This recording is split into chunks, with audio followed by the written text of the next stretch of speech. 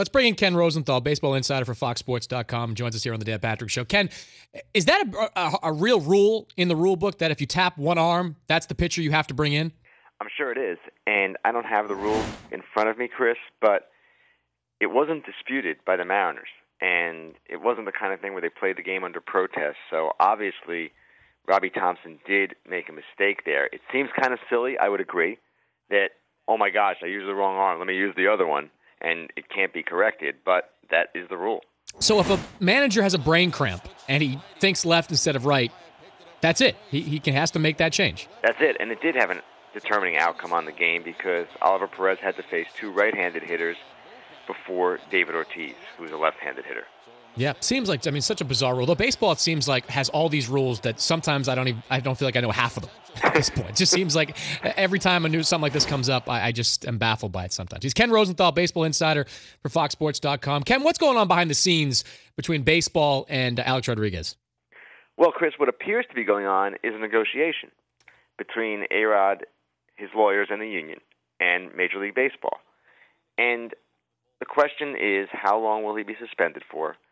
Will he be suspended for life, as baseball apparently is threatening to do, or will he accept something lesser, or will he be suspended for life and then appeal and then have it reduced? All of these outcomes are in play, all are possible, and it's kind of difficult to predict what might happen right now, other than he will end up with a long suspension regardless of the outcome. If he's suspended through the 2014 season, is that a death sentence for his career no matter what? That's a good question, because at that point, he would have missed 2 full seasons. And he's 38 years old now, just turned 38. He has had surgery on both hips.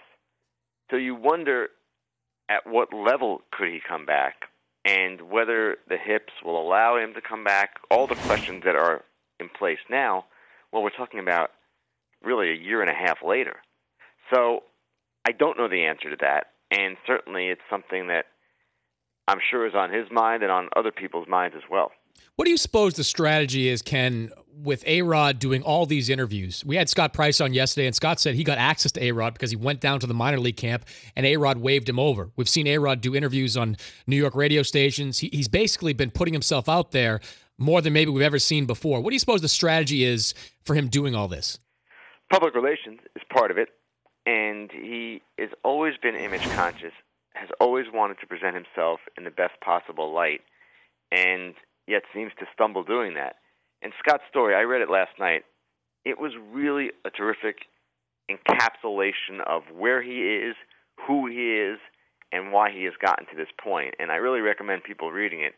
We all get caught up in the day-to-day, covering the minutia, and it's important in this particular case, but that was kind of an overview, and I'm not trying to sit here and sell Sports Illustrated, but I really enjoyed the story. Feel free. I know. I've got the right guy. Well, best guess, Ken, at this point, when does this come down, and how does this end? Sometime before Monday, it comes down, or Monday. How does it end? That would just be a guess, Chris, and there's a lot of guessing going on right now, and a little bit too much guessing for my liking. Obviously, there's going to be a suspension. It is going to be a long suspension. And my best guess is it will not be life. I'd be really shocked. And the reason I say that, A-Rod, in baseball's eyes, has never been disciplined for drug use. Now, he's admitted to it, but he's never tested positive, or at least under the current program, the one with penalties. So I don't know how you can go from no penalties to life unless he did a lot of really, really bad things. Maybe he did, but that's going to be difficult for baseball to get to stand. He's Ken Rosenthal, baseball insider for FoxSports.com here on the Dan Patrick Show. Ken, not exactly a flurry of activity at the trade deadline. Did some team in particular emerge as a winner, though, in your eyes? Yes, the Orioles. And the Orioles won because they made 3 incremental upgrades. When they got Scott Feldman, then K-Rod, and then on the final day, Bud Norris. And actually, I just wrote about this on FoxSports.com. They embarrassed other teams that were so inactive because they didn't compromise their farm system too heavily, if at all. And they acted in a way, an aggressive way, that you'd like to see your team act. Some teams were not aggressive enough as sellers. Some were not aggressive enough as buyers. And what I wrote about, Chris, is this paralysis by analysis thing that seems to be infecting the industry a little bit. And to me, it's no good. And that was one reason why the deadline was a dud. There were others, the biggest one being not enough good players available.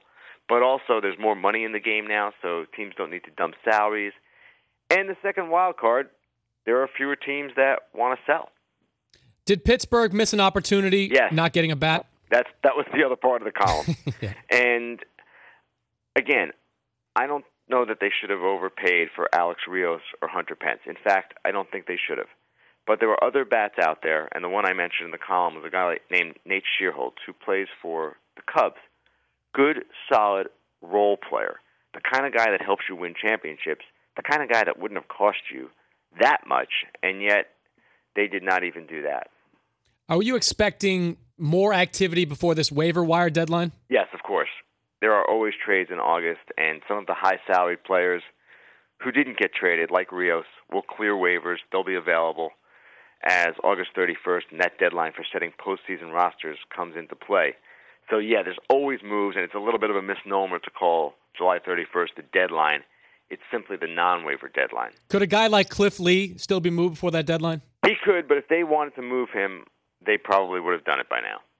Was it a matter of not getting enough in return, or were teams just wary about taking on that money for a guy that's going to be 35 pretty soon?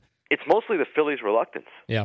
And this is a team that is going nowhere this year, is very expensive, and you would think they would act as a seller. But the way they see it, Cliff Lee, Cole Hamels, the new Cuban pitcher, Miguel Alfredo Gonzalez, that they just signed, and Kyle Kendrick, that will be a pretty good rotation next year. They'll have some of their other players healthy, and they just didn't want to break it up in a market where they've done so much to make it strong. That's a very debatable point, in my view, and why they didn't trade Michael Young and Carlos Ruiz, I don't know. But because those two guys are potential free agents.